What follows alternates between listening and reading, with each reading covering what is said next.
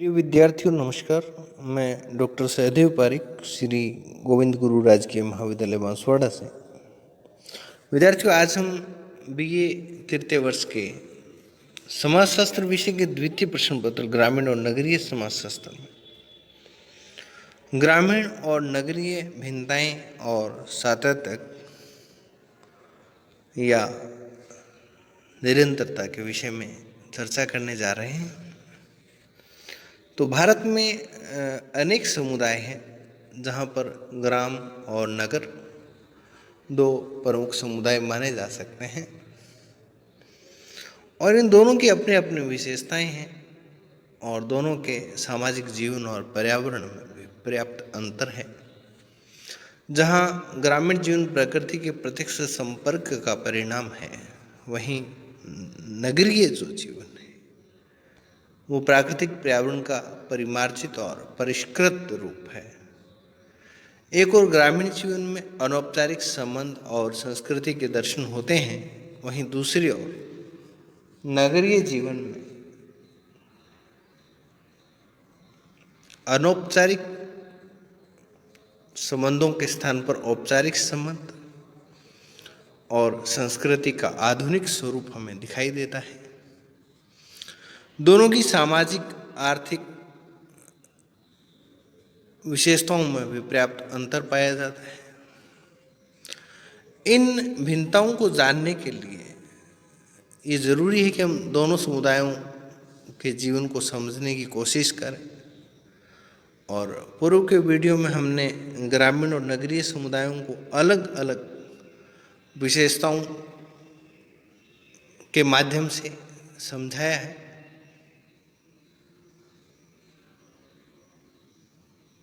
और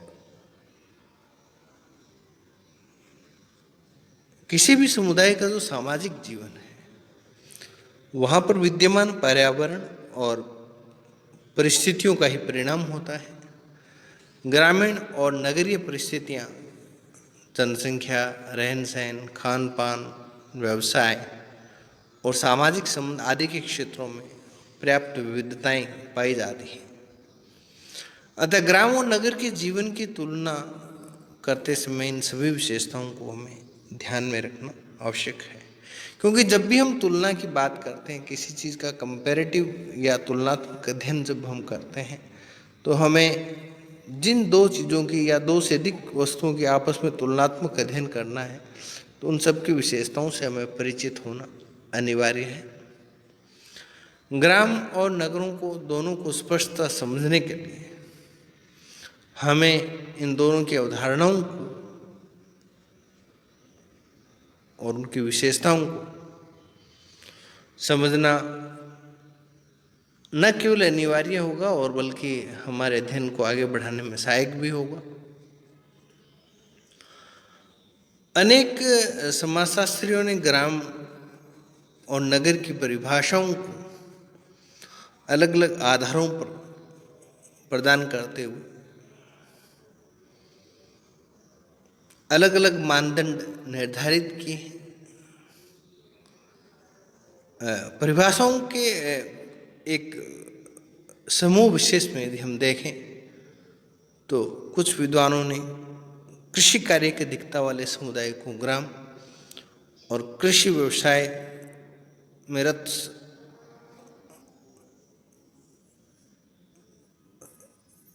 समुदाय को नगर, तो कुछ ने जनसंख्यात्मक दृष्टि से भी इसको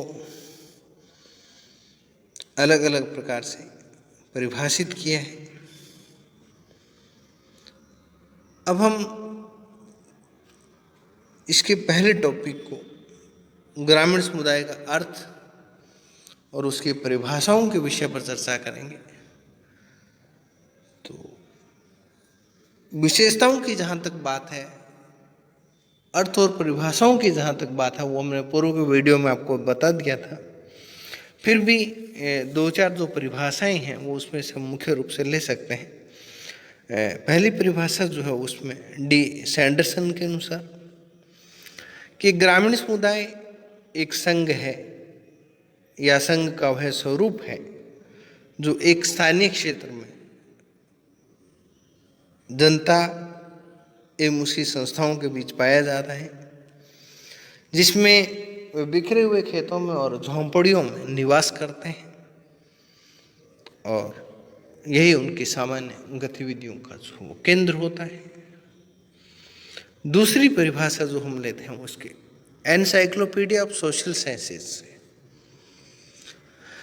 एनसाइक्लोपीडिया ऑफ सोशल साइंसेज में लिखा गया है कि एकांकी परिवार से बड़ा संबंधित तथा असंबंधित लोगों का समूह जो एक बड़े मकान या निवास के अनेक स्थानों पर रहता हो, घनिष्ठ संबंधों से आबद्ध हो यानी कि ढका हुआ हो और कृषि योग्य भूमि पर मूल रूप से संयुक्त रूप से कृषि करता हो, गांव कहलाता है या गांव की परिभाषा में सम्मिलित होता है।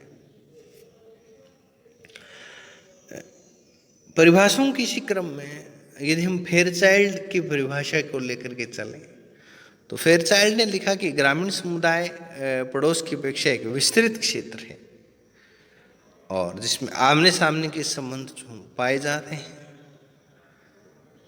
और प्राथमिक संबंध पाए जाते हैं, जिसमें सामूहिक जीवन के लिए अधिकांश सामाजिक, आर्थिक, शैक्षणिक, धार्मिक और अन्य सेवाओं की आवश्यकता रहती है और जिसमें मूल अभिवृत्तियों एवं व्यवहारों के प्रति सामान्य सहमति पाई जाती है।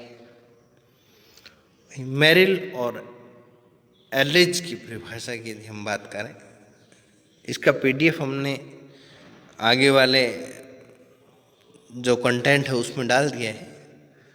आप इसका जो नोट्स यदि लेना चाहें तो आगामी पीडीएफ में इसको आपको मिल जाएगा।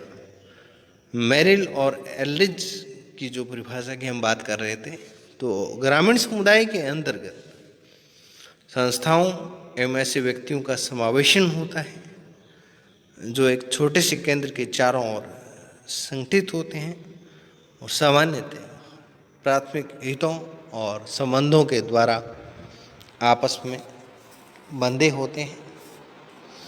वहीं बोगार्ट्स की परिभाषा के अनुसार ग्रामीण समुदाय प्राथमिक समूहों का ही एक विस्तृत रूप है।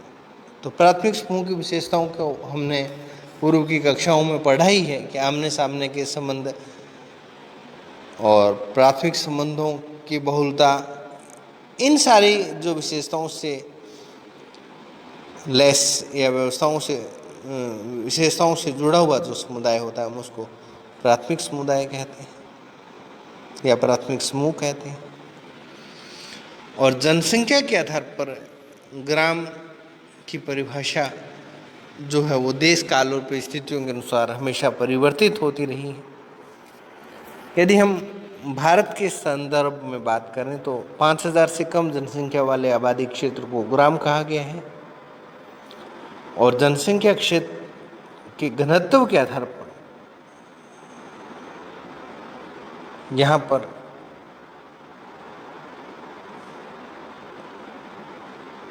चालीस व्यक्ति प्रति वर्ग किलोमीटर से कम निवास करते हैं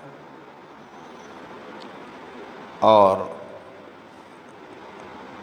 व्यवसाय के अनुसार देखें तो 75% या इससे अधिक जनसंख्या जो है कृषि कार्यों में कार्य करने वाली होती है, यानी कि जो मूल व्यवसाय है जो है वो कृषि होती है। कुल समुदाय की जो 75% वर्तमान के जो आंकड़े वो 72% तक आ गए हैं कि जनसंख्या जो है वो कृषि कार्यों पर आधारित होती है। और कुछ विद्वानों ने सामाजिक संबंधों के आधार पर भी ग्रामीण समुदाय उस समाज को कहा है जिसमें व्यक्तियों के बीच परस्पर और आमने सामने के घनिष्ठ संबंध पाए जाते हैं और संबंधों की प्रकृति जो है वो प्राथमिक होती है। और जहाँ तक प्राकृतिक पर्यावरण का संबंध है, ग्रामीण समुदाय प्रकृति से घनिष्ठ रूप से संबंधित होते हैं। और कुल मिलाकर के जो निष्कर्ष के रूप में यदि हम बात करें, सारांश रूप में यदि हम बात करें तो हम कह सकते हैं कि ग्रामीण समुदाय आकार में छोटे होते हैं और उनकी जनसंख्या और जनसंख्या घनत्व कम होता है। बेसिक सी बात है कि जनसंख्या कम होगी तो जनसंख्या घनत्व भी अपने आप ही कम हो जाएगा। और ये समुदाय जो है वो कृषि प्रधान होते हैं, यानी कि मुख्य व्यवसाय और अर्थव्यवस्था जो है वो कृषि पर आधारित होती है। और विशेष रूप से हल्लीय कृषि पर आधारित होते हैं। हल्लीय कृषि से मेरा मतलब यहाँ है कि कृषि में यंत्रीकरण का प्रयोग जो है वो ना के बराबर होता है या बहुत कम होता है। इन समुदाय के लोगों में सामाजिक संबंध घनिष्ठ और आमने सामने के प्रत्यक्ष होते हैं। हम की भावना पाई जाती है, जिसे हमने सामुदायिक भावना, हमारे हित एक हैं, हम एक दूसरे से जुड़े हुए हैं, हम सब एक हैं, हमारा हित साझा है, एक सब के लिए और सब एक के लिए, ऐसी कुछ भावनाएं इनमें पाई जाती हैं। इनमें व्यवसाय, खान पान, वेशभूषा, आचार विचार, दिनचर्या और धार्मिक विचार आदि में बहुत हद तक समरूपता या समानता जो हमें दिखाई देती है। धन्यवाद। आगामी वीडियो तक के लिए